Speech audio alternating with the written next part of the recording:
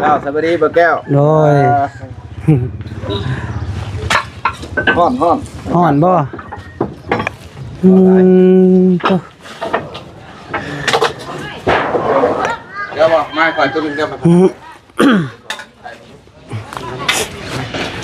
นี่บ่เราจะนั่งใช้พนักคุณเจ้าได้ใช้แล้วบ่ถึงได้ใช้แล้วนี่ใส่ เพราะบันไดเพิ่นก็งามเนาะเอาแม่เพราะบ่แม่นแม่ว่าอยู่นำแม่หลายเทื่อเป็นแบบนี้เลยบ่สบายเนี่ยมันนี่ก็โอ้เจ็บหัวเนี่ยก็เป็นไข้เดี๋ยวเลยเป็นรอยค่าสิบเอาย้ายกันไป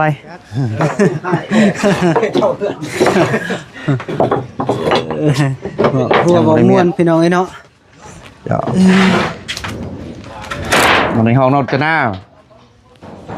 ของน้องรจนาแนนเพิ่นไม้ไว้เลยหมายไว้เลยตัวเพื่อนผู้สาวน้อยได้นี่แนนห้องเพิ่นกบบ่เป็นนี่กบแล้วเนาะกบเรียบร้อยนะนี่เครื่องไฟฟ้าเลยคักอยู่อันนี้ในห้องไผนะห้องแม่แม่กับลูกชายเพิ่นบ่แม่กับลูกชายแนนแพทย์นี่หยังนี่ครับแผ่นสังกะสีแล้วแต่มันเป็นแผ่นเรียบกันมาซีแลนด์ล่องเลยมันเป็นแบบทั้งๆนี่แหละสังกะสีแผ่นเรียบว่าซั่นซะเฮาสิมาเฮ็ดผาบ่เฮ็ดใส่ตู้ใส่หยังถือว่ามันก็สบายมันเพียงดีหั่นนะ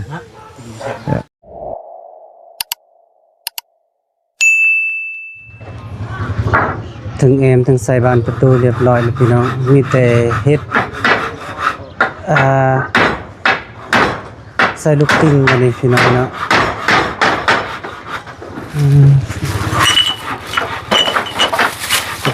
เก๊กสบายดีเด้อไก่สิแล้วเนาะวันนี้เนาะแล้วสวัสดีบ่แก้วโดยฮ้อนบ่ตัวเดี๋ยวบ่มาก่อนตัวนึงเดี๋ยวมานี่บ่เราจะนั่งใช้พนักคุณเจ้าได้ใช้แล้วบ่ถึงได้ใช้แล้วนี่ใส่เพราะบันไดเพิ่นก็งามเนาะเอาแม่เพราะบ่แม่นแม่ว่าอยู่นำแม่หลายเทื่อเป็นแบบนี้เลยบ่สบายเนี่ยมันนี่ก็โอ้เจ็บหัวเนี่ยก็เป็นไข้เดี๋ยวเลยเป็นรอยค่าสิบเอาย้ายกันไปโอ้ยพี่น้องเนาะพอดีให้เท่ามีให้พ่อเฒ่าเนาะเจาะไปนะสบายดีสบายดีบ่โอ้ยบ่ได้ลงกับเสือพ่อเฒ่าบ่ได้แวนนั่นบ่แว่แล้วน้องรจนาครับน้องหมูจากเมื่อหาสายผ้าพอผ้าโยกคนบ่แล้วเพื่อนนี่เมื่อเป็นบ่วะโอ้สายผ้าโอ้เจ้าของสายผ้ามาแป๊บเดียวบ่เพิ่นอยากไปลิ้นบ่จะไปลิ้นบ่ก็ว่าไว้ว่างก่อนมาจังบ่ว่างจังไปมื้อหน้าสิพาเพิ่นมาดอกสิเอาจุดนี้ไปบ่ได้ดอกเพิ่นยิงครับพี่น้องเนาะเพิ่นบ่ได้แอบบ่ข้างนอกเนี่ยผนักเลยวันขึ้นอยู่กินข้าวกินน้ำเลยบนผักเซาเนาะเนี่ยของนอนอยู่พุ่นเธอมีแขกมาลิ้นน้ำเนาะไปน้องเพิ่นนี่แล้วเลยบอบบี้ไปใส่โอ้ยังไปคุดกระปูเพิ่นนาไปถ่ายน้องหมูมานี่เลยเห็นเอื้อยเพิ่นน้องยังน้องตุ้นบ่กำเมื่อวานนี่ก็เลยเพิ่นก็ติดใจแน่นี่ก็เลยว่าไปถ่ายเติมอีกโอ้ติดใจแบบใดเรื่องนี้แหละเพิ่นยันว่ามีเคล็ดมีหยังบ่หรือว่าแนวใดพอทางก็บ่ฮู้จักเลยบอกว่าถ่ายันมาเพิ่นจะถ่ายอย่างหยังโอ้โดยอยู่ไสเฮือนเพิ่นนั้นเฮือนอยู่เด้ข้างเบื้องกันนะกะนำกันกับตัวหมูเขาแล้วเพิ่นลังเดียวแล้วอ๋อตัวหมูก็ไปขุดกับปูไปเซ็งกันว่ามื้อไหนกับสายฟ้าจะเว้นบ่บ่เพิ่นโดยโรงเรียนมาถึงเรียนน้องรจนาก็ไปพุ่นเนาะนำกันแล้วไปเบิด จะมามาวี่ก็สิมาเฮ็ดให้พี่น้องเบิ่ โอ้ งมาเฮ็ด โดย สิแล้วเท่าไหร่รอดู อืมแสดงว่าสำเร็จภายมื้อนี้เลยบ่ ก็บ่ได้นั่นแหละคันว่าให้เรือก็มีแต่เก็บงานตัวมันสิข้างค้า โอ้ ปกติก็ยังให้ผ่านเลยแหละ เลย ผ่านเลยก็สบาย พอดีมาปิดจอบเลยเบาแก้วก็ได้โอ้เหมาะเจาะแล้ววันนี้เนาะอืมจ้ะดำเนินการจากมือก็ มือที่4มื้อนี้ มือที่สี่มื้อนี้เนาะแสดงว่าไวเตอร์ไปเลยเนาะ ว่าหนึ่งมามันก็มีอุปกรณ์เพียงพอ เด้อ แบบไปเฮ็ดงานเจ้าอยู่เพื่อนแล้วเฮาไปอยู่นั่นแหละมันก็ไว้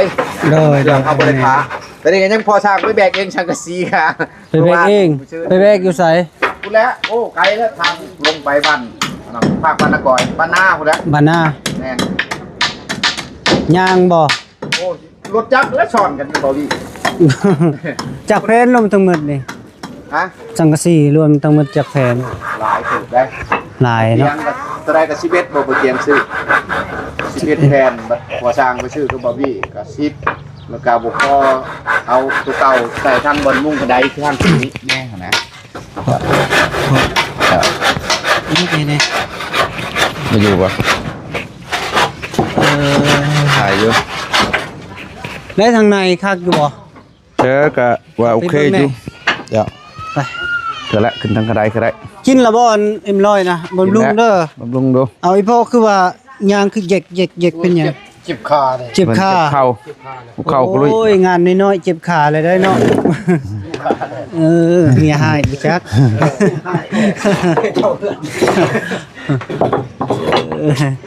หัวบ่ม่วนพี่น้องเอ้ยเนาะ เดี๋ยวมันในห้องนอนจะหน้า ของน้องรจนา แนนเพิ่นไม้ไว้เลย หมายไว้เลย แม่น โตเพื่อนผู้สาวน้อยได้นี่ แนน ห้องเพิ่นกบบ่เป็นนี่กบแล้วเนาะ กบเรียบร้อยนะในเครื่องไฟฟ้าเลย คักอยู่ เดี๋ยว อันนี้ในห้องไผนะห้องแม่ แม่กับลูกชายเพิ่นบ่ แม่กับลูกชาย แนนแนน แพทย์นี่หยังนี่ครับ แผ่นสังกะสีแล้วแต่มันเป็นแผ่นเรียบกันมาซีแลนล่องเลยมันเป็นแบบเทิงๆนี่แหละสังกะสีแผ่นเรียบว่าซั่นซะ เลย เฮาสิมาเฮ็ดผาบ่เฮ็ดใส่ตู้ใส่หยังถือว่ามันก็สบาย เลย มันเพียงดีหั่นนะ มีห้องแม่ แน่น กวางเติบเนาะ กวางพอดี พอดี พอดีกับครอบครัวเพิ่นนั่นแหละ โดยโอ้ยมีงบมีหยังก็เพิ่นเฮ็ดไหม แม่นแม่น มันเพิ่นมีงบได้ สำนี้ก็โอเคอยู่ อันนี้ก็โอเคแล้ว แม่น ดีกว่าคือตูบที่เก่าโอ้ยเนาะ เห็นเจ้ามาเว้าสุข่อยพังกะยังบ่แห้งเลยจนมือข่อยมั่างกับเบาคลิปว่าจะเบาบี้ก็จะได้ป่ะ เลย ตอนนั้นข่อยมั่างข่อยก็ถ่ายลงให้เบิ่งแหละข่อยว่า เลย แล้ว บ่บี้ก็บ่ได้ทันบ่มือมางอะ พอท่า8 9โมงเพิ่นยังบ่มาอยู่ข่อยก็มั่างก็ถ่ายรูปไว้แล้วข่อยก็ลงเลยอยากได้ก็ให้เพิ่นก็เบิ่งนำโทรศัพท์พอสร้างไงแหละ อ๋อเลย เป็นได้ป่ะ ใส่ลูกติ้งบ่นี่ ใส่ลูกติงใส่ฮาว ลูกหาวเนาะ จับ จัด ไว้ ไป ก่อนแน่น แล้วมื้อนี้ก็พอดีแล้ว แม่น เอาไปกินเนาะ แน่นไรนี่แหละ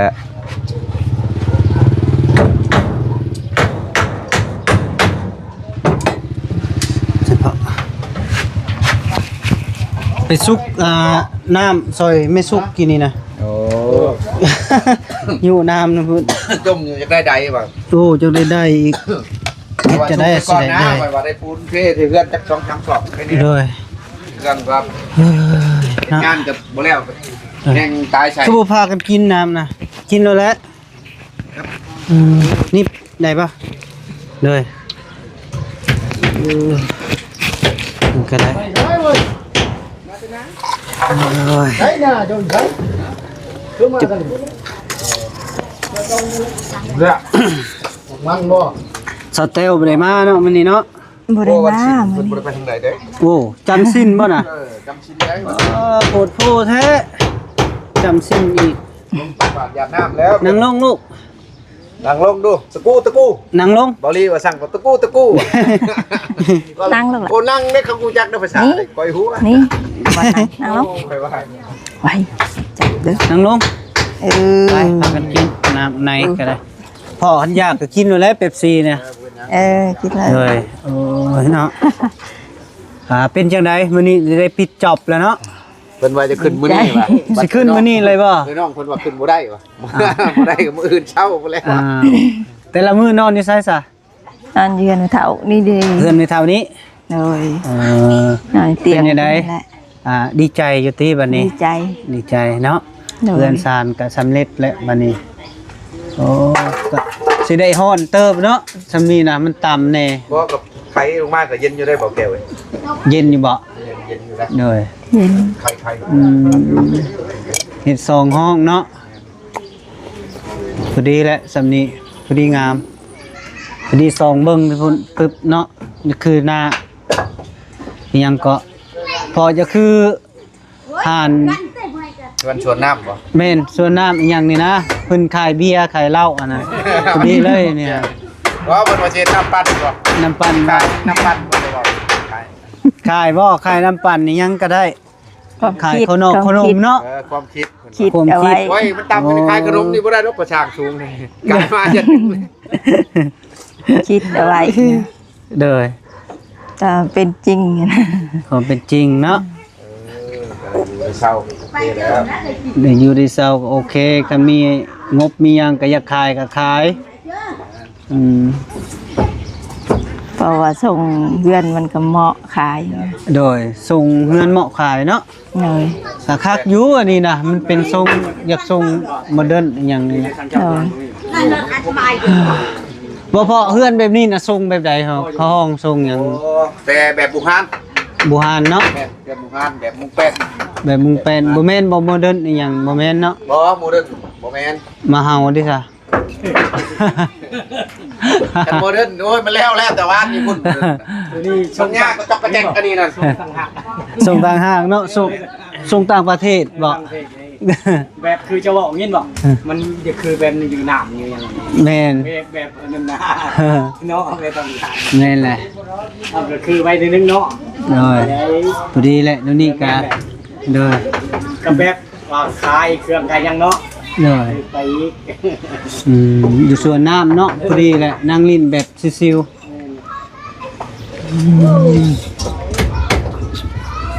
ไปเจ้าเคยไปบ่พออยู่บึงหวะ ไปบึงไปแต่สมัยทรงเรือพุ่นน่ะไปอยู่แต่สมัยข้าวทรงเรือ บึงหวะก็แบบนี้แหละตูบเพิ่นเฮ็ดนะอยู่บึง โอ้ หวะ มานั่งกินเหล้ากินเบียร์เสียเงินได้ โอ้ยแนวมาแล้ว รูปนึงแต่เก่าหันโอ้แม่น50,000พุ่นบ่ 50 60นี่แหละ จักแลเดียวนี่บ่ไปเคยไปอยู่ตะกี้ ไป หลายปีแล้วหลายปีแล้วประชาชนไปมันบ่มีเวลาเรื่องเงินเรื่องคำนี่แหละมันบ่มีเวลาไปเงินคำนี่แหละ โดย เลยอยู่ที่มันรวย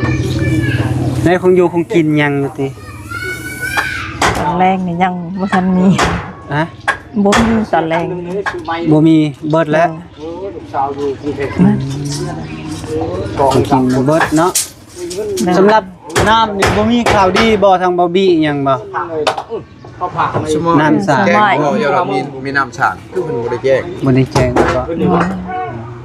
คันมีงบก็เพิ่นแจ้งอยู่แล้วยันบ่มีหั่นน่ะทางน้ำสร้างนี่เนาะ เป็นยังไหลยังหันยังหนี บ่มันคือมันบ้านน้ำลังก็มีได้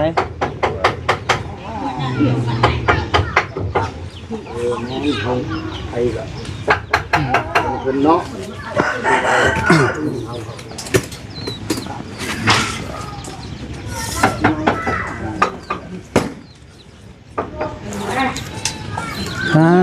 ทุสบายดีเด้อ มาพอดนเลย มาระบบปากเลยเนาะแบบเงียบๆลับๆเลยก็ เป็นมา อุ้ย คนที่มาหาเลาะแถวนี่ประจำเดียวคนนี้ เป็นยังไงสิได้ปิดจอบบ่มาที่ใส่กระปูบ่ได้อยู่บ่ ได้อยู่แน่ แต่ว่าเพิ่น ลายอยู่ที่แถวนี้เนอะ ไปคนเดียวคนตลอดบ่ได้ชวนบ่แก้ว สงสัยอยู่เลยเนาะ ดีไปได้นะ ยันว่า ไปผู้เดียวตลอดได้ดิ โลให้อยู่เด้โลให้ตัวคาเวียร์ เลยบ่เป็นหยัง ให้เพิ่นก็อันนั้นเด้ อืม อ้ายเว้ายอกซื้อ มาจะนู่นเลย ถ้าก็มาฮอดวังใดนี่เลยมาหาเจ้าบ่เห็น ตีนะทางน้องๆไปเบิ่งน้องเป็นชุดกระโปรงนะ เนาะ ไปเบิ่งอยู่ลุ่มนี่แหละไอ้สำเร็จ อยู่ไส นี่นะ เตอทงเนี่ยบ่ ใส่ลูกติงนี่เลยเข้าทุ่งนี่แหละน้องตุ้น น้องตุ้น แม่น้องตุ้น มีผู้ใหม่บ่ไปนี่ แม่น้องตุ้นอยู่กับแม่ ลูก4 คน โอ้ เป็นอะไรเป็นเรื่อยกบน้องถ่ายเอาเบิ่งง่าย เลย น้อยน้องเพิ่นขึ้นมา เลย เป็นตาเพงนะ เลยเลย น้องถ่ายน้องเบิ่งจังหน่อยเพิ่นขึ้นมาแหละ เลย ว่าเห็นบาวี่เว้าสุพังว่าให้ว่า ให้ไปหาว่านี่ให้ มีคนสนใจลายอยู่ติ เจ้าละกะลายอยู่ไอ้ หน่อยเนาะ ลายดีเนี่ยคนสนใจลายอยู่เลย เลย จ้อยน้องเพิ่นขึ้นมาเอาขึ้นมาเบิ่งนี่ก่อนนะเพราะว่าเยอะนะน้องเพิ่นเพื่อสิกินแรงเพื่อสิพ่อนะ เลย เพิ่นต้องถ่ายให้พ่อเพิ่นได้เพิ่นจึงขึ้นมา เลย บ่ได้ว่าใหม่ ได้แล้ว หักแรก ถ้าก็ได้ เมื่อคืนนี่แหละเบาหลีโดย ใส่บ่เบิ่งเลย ตัวนี้ใส่ดีเลยดีที่สุดแล้วตัวนี้นะ ตัวใด ตัวนี้แหละดีที่สุดแล้ว โดยเจ้าก็คือเดียวที่นี่ แม่งคือกันนาย เนาะ มาดีไปแน่ดีนะ เยอะมากเลยพ่อเลยไม่ได้ร้ายบอก ใช้กระปูจ้ะนะสบายดีลูก น้องเนี่ยขึ้นมาแล้วต้องขึ้นมาแล้วพูดนะมันต้องให้พ่อกินก่อนนะ โอ้ ขึ้นมา ต้องพ่อก่อน โดย ต้องพ่อกินก่อนได้เพราะว่าน้องเพิ่นกะลูกหายังน้อยนะอยู่น้ำแม่นะ โอ้ น้องน้อยๆจักปีแหละเห็นอุ้มอยู่นะ อืม เพิ่นต้องได้เปลี่ยนกันถ้าว่ามื้อถ้าว่าน้องเพิ่นอยู่เฮือนน่ะแม่ไปขุดถ้าว่าแม่อยู่เลยต้องเพิ่นไปขุดนะ โดยโดย เพราะว่าบ่มีคนเอานอก โดย พอเพิ่นอยู่กับ1ข้าว1น้ำนั่นแหละอยู่เฮือนรวมอยู่เฮือนมูล โดย เพิ่นก็ยังบ่ทันมีเฮือนดอก ให้เราว่าอยากได้เฮือนนี่ว่าว่านี่ โอ้ เฮาก็ยังบ่ได้ถามรายละเอียดอิหยังต่างๆดอกเพราะว่า โดย ย่านมันกระทบกระเทือนอิหยังเพิ่นนะ แม่น พอเพิ่นน่ะเสียแต่โดนเติบแล้ว อยู่กับแม่ โดยพ่อเสียบ่ แม่นพอเสีย พ่อ อยู่กับ เสีย แม่อยู่กับแม่แล้วก็อยู่ในเฮือนน่ะ7 คนพุ่นน่ะ โอ้ แบบเป็นเฮือนมูลน่ะนายแก้วบ่แม่นเฮือนของเพิ่นเองเด้เป็นเฮือนแต่รุ่นพ่อรุ่นแม่ยังประมาณนี้แหละ โดย เพิ่นอยู่นั่นก็คือแบบนี้แหละน้องเพิ่นก็ถามว่าลำบากบ่ลำบาก ลำบากก็ถือว่าถ้าว่ามีผู้ใหญ่ใจดีสนใจหั่นน่ะก็ภาวนาให้ผู้ใหญ่ใจดีนะเมตตาทางน้องเพิ่นแน่น้องฝ่ายพี่น้องเพราะว่า โดย ก็เห็นก็ยากอยู่ โดย ให้ใส่เฮาได้ว่านี่ก็ โดย คนบ่ได้อันเคยพอกันน่ะ ไปเห็นแล้วว่าให้แล้วโอ้ยละอีต้น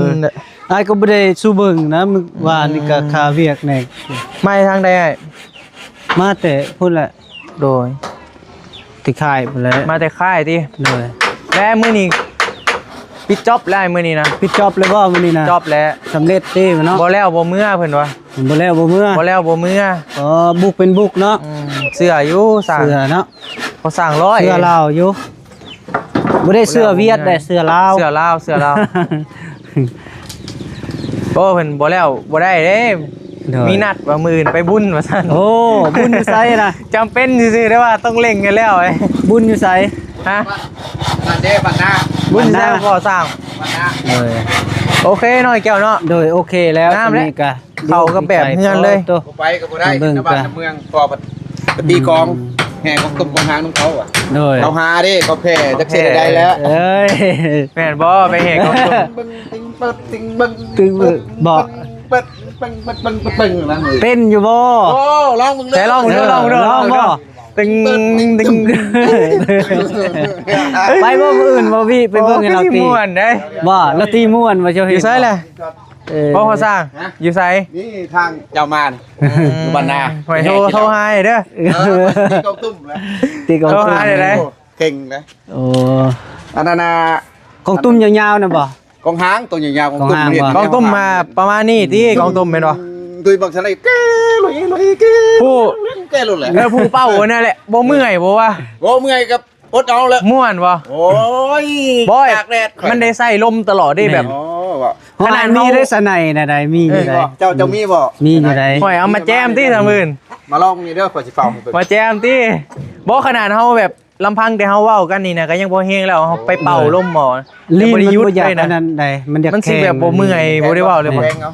จะแปลงเป็นบ่ เอามาพอได้จักได้จะเก็ดอยู่ลิ้นใช่ได้นะ เพิ่นเอาเข้ากล้วยไว้เฮ็ดเพาะ ค่อยเข้าดอกเขาควายกับควายดำควายดอนเขา ค่อยดอนได้เหรอ มันจะเป่าเลยเป่าขอโทษนำเพราะว่ามันเป็นเข็นตัวหลัก แม่ บ่ได้กันภายได้เขาควายดอน ชุดนอนเล่นบ่ เข็นนั่นแหละเจ้าหาดบันเบียง บ่ได้อึดองพอตัวไปเอานอน มีบ่ บ่ได้อึด หายากใด บ่ได้อึดเขาเจ้าเสื้อตลอด ค่อยดอนนั่นน่ะ เห็นตลอดเลย มีบ่ มี เอามาเขา เอาบ่จะเอามาให้ เอาแล้วมาเห็ดบ่ได้ อันเห็นบ่แบบมันมีปัญหาน่ะมันเจ็บมันโซ่อยังไงนะเขาก็เอาไปเสื้อ โอ้ จะมีได้บ่ พอดีเป็นควายแม่นางพอดีได้ลูกหนึงนะคันสิว่าแห้งเข้าคัก มันต้อง เป็นควายเฒ่าควาย ต้องมีตำราอีกแม่นบ่ เอามาเห็ดเอามี บ่ง่ายเนาะ เวลาเป่ากะมันบ่ม่วนเฮาก็ใส่เข่าเอาได้ กันมาบ่ใส่เข่าบ่ให้กินเข่า ไม่เลย ม่วนอีกได้แบบกองทางนี่เจ้าใส่เข่าเนี่ย เห็นนั่นเอาข้าวเหนียวไปปะใส่เนาะ ค่อยแกะแล้วนึงค่อยนี่ เป็นอะไร เวลาค่อยตีกองขนาดบัดนี้มันเจ็บมือแล้วหมู่ใส่เข่าจักหมู่ล่างมือล่างจักก็ไปง้อมทางแล้วก็ โอ้สารพัดแล้ว จำได้แล้วพอเฮ็ดลูกใส่ฮีดครับแป้งสิกับเข็มว่าจำเป็นแล้วอยู่นำกันงมไปเลย สนายน่ะเจ้าก็กล้าบ่แบบเป่าของคนอื่นนี่ โอ้ยเอามาคน เอา นี้ เป่าเล่นวะ เจ้านี่ บ่กัน มันได้ เข้มๆยัง อม แค่แน่โย เข้มอยู่อะไร คันบีกินก็โตตาย เอา ลึ เหล้าก ได้ เลย อยู่น้ำเหล้า เหล้า ไปนะ แม่นแหละ เฮาสินะเฮา ขาเสื้อเอาเนาะ แม่น ขาเสื้อก่อนแม่นเลย เพราะ เพราะว่ามัน ขั้นว่าปกตินี่ขั้นแบบว่าบังสะในคือของเจ้าของแท้นี่เจ้าเป็นแท้นี่บ่อยากให้จับเลย นั่นแห เพ ละ ราะว่าหลายคนจับหนึงมาลิ้นมันยันลิ้นมันหัก แม่น แล้วกับเขากับนั่นโลดได้เขาบ่อยากให้จับ นั่นเราพอมัน แล้วผู้นึงเป้านี่เขาจะได้อย่างที่ไล่ต้องเป็น4-5 ชั่วโมงขึ้นเนื้อ อู้ ป่า เป้าเนี่ยนี่อะไร ปลาโท โอ้ยเขาบ่ได้พักง่ายๆว่าตอนมันม่วนเด้ตอนหนึงมาเขาแง่ เน้นเป็นเน้นเนาะ แม่น ผู้ตี กินเหล้าเข้าไปแล้วมันม่วนได้คนเฮาเห็นบ่ ก็ ไปที่มื้ออื่นเนาะ สิเบิ่งตัวจริงเบิ่งอยาก บางคนนี่ แต่ก็คือสิเบิดแล้วเวียกนี่ แม่นมีแต่เก็บ พอแล้วนี่แหละ เลย ก็เบิ่งก็ยามเพิ่นแห่หั่นแหละกับเวลาตัวมันก็มีพักเบรก บุญยังพอบุญยังบังไฟบ่ เข้า บัง ว่า ไฟ โมเมนต์บังไฟต้องเป็นแห่ช่างแห่หมาบ่หุ้น บุญพระเวทบุญพระเวท จะลักษณะขาวๆนั่นแหละ โอเคป่ะ ครับ ขำแล้วได้ เอาบัดนี้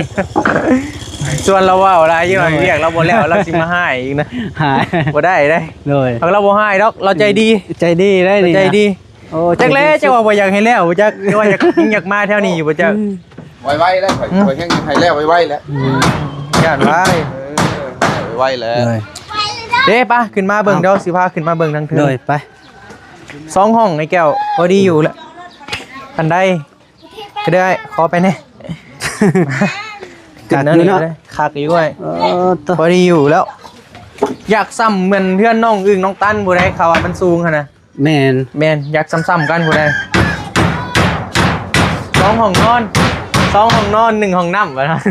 ห้องน้ำยังบ่มีเด้ ห้องน้ำบ่มีแต่ห้องนอน มีแต่ห้องนอน โอ้ ใส่ห้องน้ำ VIP ไปก่อนโอเคหน่อยเนาะ โอเคแล้ว มีประตูกองเยี่ยมเบิด2เลย หักเลย เรียบร้อยอัดเข้า ใส่ล็อกใส่ยัง ใส่ล็อกกันยังละเอียดเลยนะสร้างร้อย 300% นี่แหละยังเหลือแต่นี่แหละแล้วก็ เลย ถือว่าเรียบร้อยแล้ว เลยมีแต่เก็บตัวนี้เนาะ แม่น เล็กน้อย มานี่แล้วก็เรียบร้อย ของเจ้าบ่งานตัวเนี่ยบ่ มียังกะมอบพับเลยเพิ่นสิขึ้นมานี่บ่เลยโอ้ยเฮ้ยยังบ่ทันใส่เหล็กตะปูได้นี่เนาะ เดโก้ไปขุดแต่ยิงโก้ไปขุด เลยเอ้าคุณพี่น้องเอ้ยพอดีมาเบิ่งกับพอดีแล้วมื้อนี้นะเพิ่นเว้านะรับรองว่าแล้วเนาะทางน้องบีเพิ่นก็แล้วเนาะสิปิดจอบน่ะน้องบีก็สิได้มอบที่มื้อนี้ ฮะ มอบเลยบ่ มอบเลยมอบเลย มอบเลย เพิ่นอยากนอนเลยเด้ เลยเพิ่นอยากนอนนะเนาะ ค่ำเลยนี่ก็ โดยดีใจเด้อดีใจน้ำน้อง ครึ่งกับ6 โมงแล้วก็ถือว่าดีใจน้ำน้องเพิ่น เลย ก็คือเฮามาเห็นนั่นแหละมื้อนั้นก็ เลย มาเห็นก็โอ้ ลำบาก คือว่าได้สำนีก็โอเคแล้วไอ้ โอเคแล้วสามี ทำที่อยู่แล้ว อาศัยได้ แม่ เลยเอาอยู่ดีมีแฮงสุขภาพแข็งแรงจนอย่าขาดจะสุนเด้อพ่อแม่พี่น้องส่งมานำรวยผู้รักผู้ใหญ่ใจดีขออยู่มั่นคนยืนตลอดปีตลอดไปโดยบ๊ายบาย